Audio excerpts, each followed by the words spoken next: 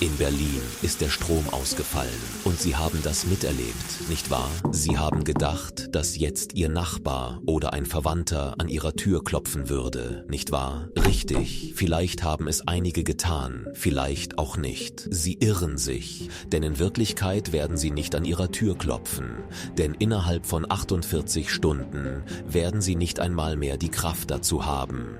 Es gibt ein Protokoll, das in den staubigen Regalen des Staates aufbewahrt wird. Dieses Protokoll wurde nicht erstellt, um Ihr Überleben zu sichern, sondern um die Verlustliste des Systems zu verwalten. Heute öffne ich diese versiegelte Akte mitten in Berlin. Glauben Sie mir nicht einfach. Öffnen Sie Google und geben Sie Folgendes ein: TB-Arbeitsbericht Nummer 141. Sie werden die offizielle Analyse des Deutschen Bundestages sehen. Schauen Sie gleich auf den Anfang von Seite 4. Was steht dort? Die Fragilität und Kontrollverlust der modernen Gesellschaft. Mit Ihren eigenen Worten geben Sie zu, wenn kritische Infrastrukturen zusammenbrechen, ist die Handlungsfähigkeit des Staates beendet. Das ist keine Verschwörungstheorie, sondern ein offizielles Geständnis.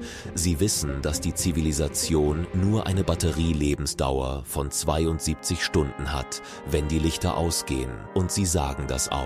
Und wenn diese Batterie leer ist, werden Sie zu Autobahnbarrikaden verurteilen. Aber heute werde ich Ihnen 3 geheime Fluchtwege erklären, die ich aus den dunklen Zeilen des Berichts Nummer 141 gelesen habe und die Sie auf keiner offiziellen Karte finden werden. Ich bin Kommissar, ich habe die Akte versiegelt und öffne sie jetzt. Sehen Sie genau hin, denn wenn diese Informationen aus dem Internet verschwinden, werden sie Ihr einziger Kompass im Leben sein. Die ersten 24 Stunden nach dem Stromausfall. Die Stille wird zunächst friedlich sein, dann wird sie zu ersticken beginnen. Sie werden zu den Supermärkten rennen, aber die Kassen werden nicht funktionieren. Die Bankkarten und digitalen Geldbörsen in Ihrer Tasche, die Tausende von Euro wert sind, werden zu wertlosem Müll. Wenn es keinen Strom gibt, haben Sie auch kein Eigentum mehr. Wenn die Pumpen stehen bleiben, werden die Luxuswohnungen Berlins zu Käfigen. Aus den Wasserhähnen wird nur noch Stille fließen. Aber die eigentliche Katastrophe wird 4 Stunden später eintreten, wenn das Abwassersystem zurückfließt. Schauen Sie sich die folgenden Seiten des Berichts an. Sie werden sehen, wie das Gesundheitssystem und die öffentliche Sicherheit wie Dominosteine zusammenbrechen. Die Straßen sind nicht mehr sicher, denn Hunger verbreitet sich schneller als Moral. Alle haben nur einen Plan im Kopf. Steig ins Auto und verlass die Stadt. Das ist die größte Falle, die Sie gestellt haben. Die Autobahnen A100 und A115, das sind keine Fluchtwege, sondern, wie es im offiziellen Protokoll heißt, Sperrzone, Sperrzone.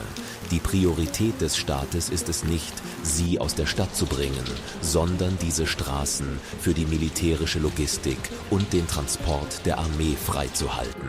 Wenn die Polizei die Straßen mit Barrikaden sperrt und Tausende von Fahrzeugen mit leerem Tank die Straßen verstopfen, haben sie keine Chance mehr, umzukehren. Wenn sie auf die Autobahn fahren, lassen sie sich vom Staat in einen Wartebereich bringen. Wer auf der Autobahn wartet, hat sich ergeben. Wir werden nicht warten. Jetzt werden wir uns die Orte ansehen, die niemand beachtet. Wir werden in die Adern eindringen, die das System nicht blockieren kann. Route 1. Wasserwege, die Kanäle, die Berlin umgeben, die schmalen Dienstwege entlang des Landwehrkanals. Mit dem Fahrrad oder einem Boot können Sie unbemerkt bis zur Grenze zu Brandenburg gelangen. Der Wasserweg lügt nie. Route 2. Gleiswartungswege, die schmalen Pfade direkt neben den S-Bahn-Gleisen, die nur Techniker kennen. Wenn die Gleise stillstehen, wird dieser Ort zu Ihrer Geisterautobahn. Dies ist der schnellste und unsichtbarste Weg aus der Stadt in die Vororte. Route 3. Grüne Korridore. Die Waldstrecken, die in Grunewald beginnen und bis nach Potsdam reichen. In NATO-Dokumenten als nicht überwachbar gekennzeichnete Gebiete. Ein Kompass und eine genaue topografische Karte führen Sie um das Chaos herum. Ihr Telefon ist an diesem Tag nur ein Stück Glas. Ihr einziger Freund wird dieses batteriebetriebene Analogradio sein. Wissen Sie, was der Staat auf der Frequenz 102,3 flüstern wird. Ich weiß es. Ich öffne nicht nur den TAB 144 Bericht, sondern auch die eigentliche wichtige Akte auf dem Tisch, das Luxemburger Protokoll. Dieses Protokoll legt fest, wie Eisenbahn- und Logistikressourcen in Krisenzeiten zwischen den EU-Ländern den Besitzer wechseln. Das bedeutet, dass ihnen in Krisenzeiten möglicherweise keines der Fahrzeuge mehr gehört, von denen sie glauben, dass sie ihnen gehören. Der Staat kann unter dem Deckmantel der Enteignung die gesamte private Logistik, LKW, Generatoren, Kraftstoffvorräte über Nacht beschlagnahmen. Wenn Sie einen Generator in Ihrer Garage haben und dieser registriert ist, gehört er nicht mehr Ihnen, sondern dem System. Warum, glauben Sie, wurden in ganz Berlin die berühmten Notwasserbrunnen aufgestellt? In ganz Berlin gibt es genau 2000 manuelle Wasserpumpen. Schauen Sie nach. Berliner Wasserversorgungsgesetz, Wassersicherstellungsgesetz. Der Staat weiß, dass das Leitungswassernetz zusammenbrechen wird und hat diese manuellen Pumpen nicht zum Überleben der Zivilbevölkerung installiert, sondern um große Epidemien zu verhindern. Aber es gibt ein Problem. Wie viele von Ihnen wissen, wo sich diese Pumpen befinden? Und wer wird Ihrer Meinung nach an diesen Pumpen stehen? Wenn das Chaos ausbricht, werden diese Wasserpumpen zu Konfliktpunkten werden. Glauben Sie, dass die NATO nur ein Verteidigungsbündnis ist? Nein. Die NATO hat für ihre Mitgliedsländer 7 grundlegende zivile Vorbereitungsbedingungen, 7 Baseline Requirements festgelegt. Wissen Sie, was die erste dieser Anforderungen ist? Die Kontinuität der Regierung in Krisenzeiten. Beachten Sie nicht das Wohlergehen der Bevölkerung, sondern die Kontinuität der Regierung.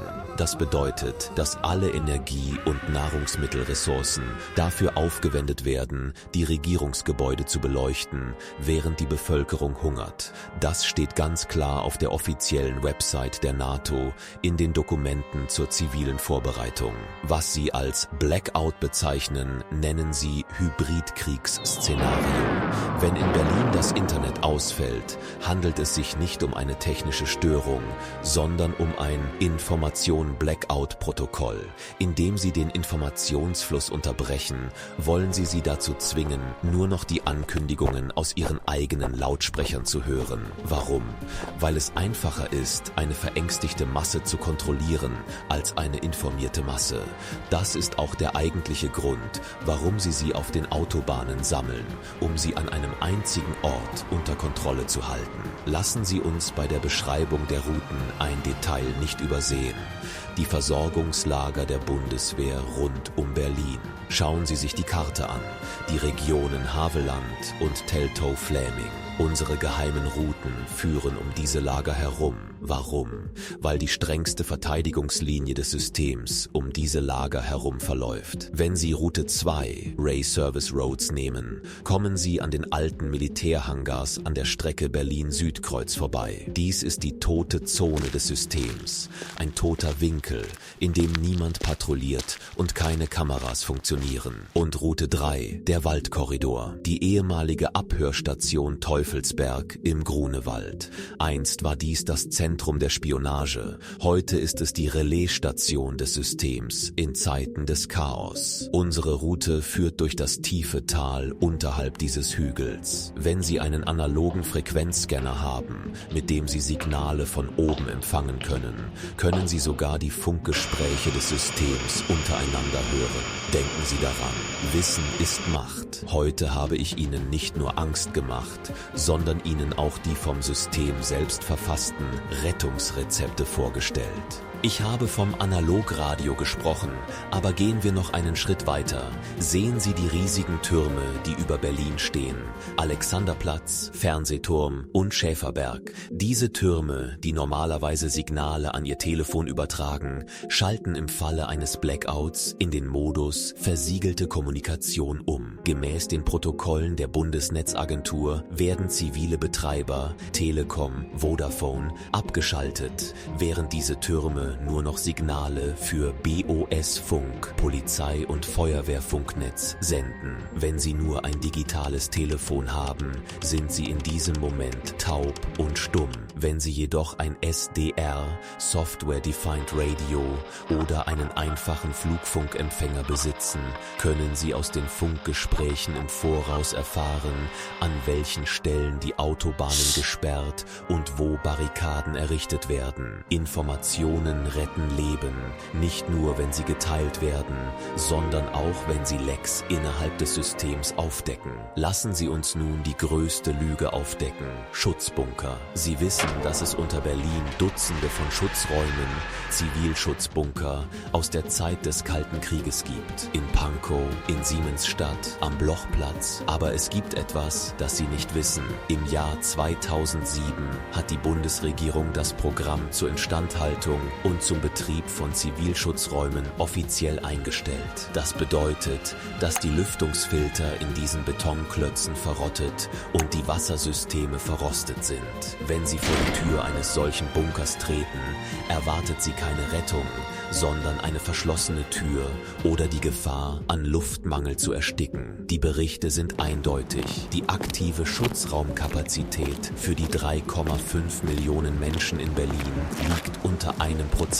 Verlassen Sie sich nicht auf Schutzräume, sondern auf Ihre Mobilität. Konzentrieren Sie sich nicht auf die Tiefen der Stadt, sondern auf die 3 geheimen Routen außerhalb der Stadt. Der letzte Beweis: Kraftstoff. Alle Tankstellen rund um Berlin werden gemäß dem Gesetz zum Schutz kritischer Infrastrukturen im Krisenfall versiegelt. Selbst wenn die Zapfsäulen mit Strom versorgt werden, wird ihnen kein Kraftstoff verkauft. Im Rahmen des Gesetzes zur wirtschaftlichen Sicherheit, WSiG, wird Kraftstoff nur für Krankenwagen, Militär- und Staatsfahrzeuge gelagert. Wenn Sie mit einem halben Tank auf die Autobahn fahren, werden Sie nach 50 Kilometern mitten auf der Autobahn in einem verlassenen Metallhaufen stehen. Aus diesem Grund planen wir Route 1 und Route 2 mit dem Fahrrad oder zu Fuß, um frei zu sein, ohne vom System und seinem Kraftstoff abhängig zu sein.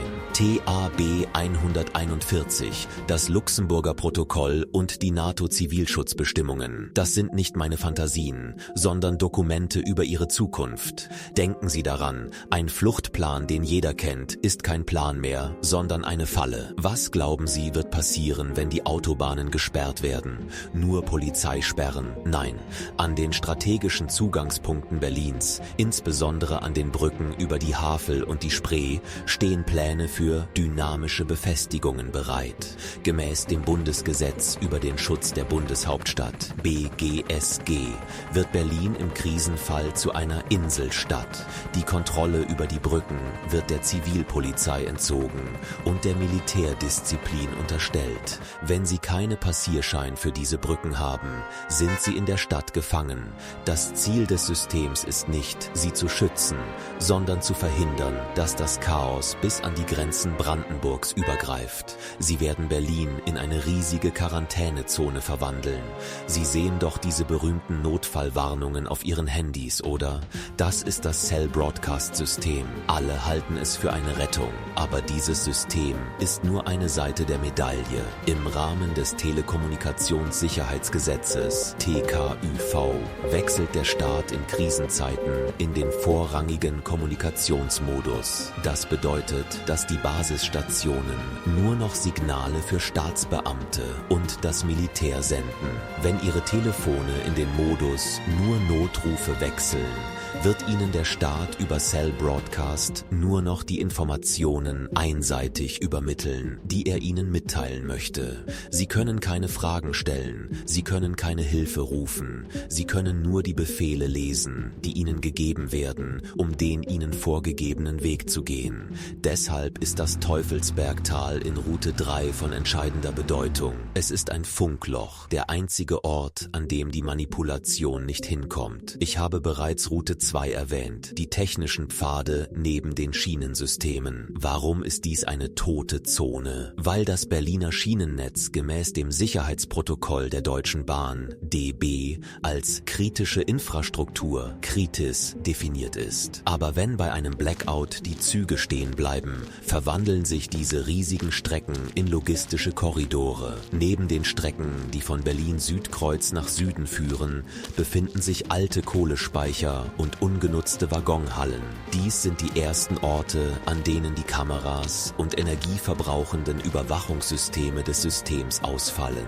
Wenn Sie einen Bahnstreckenplan dabei haben, können Sie sich wie ein Geist hinter die schwersten Barrikaden der Stadt schleichen. Niemand wird kommen, um die Dunkelheit auf den Gleisen zu kontrollieren. Lassen Sie uns abschließend über das grundlegendste Gesetz des Überlebens sprechen, den Hunger. Gemäß dem Lebensmittelsicherheitsgesetz ERNSIG wird die Lebensmittelverteilung in Großstädten wie Berlin an zentrale Notabgabestellen übertragen. Das bedeutet, dass der Supermarkt neben Ihrem Haus nun ein staatliches Lagerhaus ist. Aber was sagt der Bericht? Ab dem 4. Tag der Krise ist mit Tumulten und Gewalttaten an den zentralen Verteilungsstellen zu rechnen. Wenn Sie zu diesen Stellen gehen müssen, haben Sie sich dem System ergeben. Der wahre Ausweg besteht darin, die Umlandgebiete am Rande Berlins zu erreichen, also die kleinen landwirtschaftlichen Flächen im Havelland. Route 1 führt Sie über Wasserwege direkt ins Herz dieser landwirtschaftlichen Gebiete zu echten Lebensmitteln außerhalb der Barrikaden.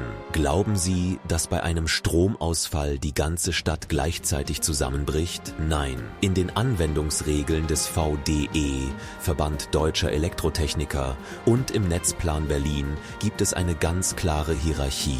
Das Lastabwurfprotokoll. Bei einem Blackout wechselt Berlin in den Inselbetrieb.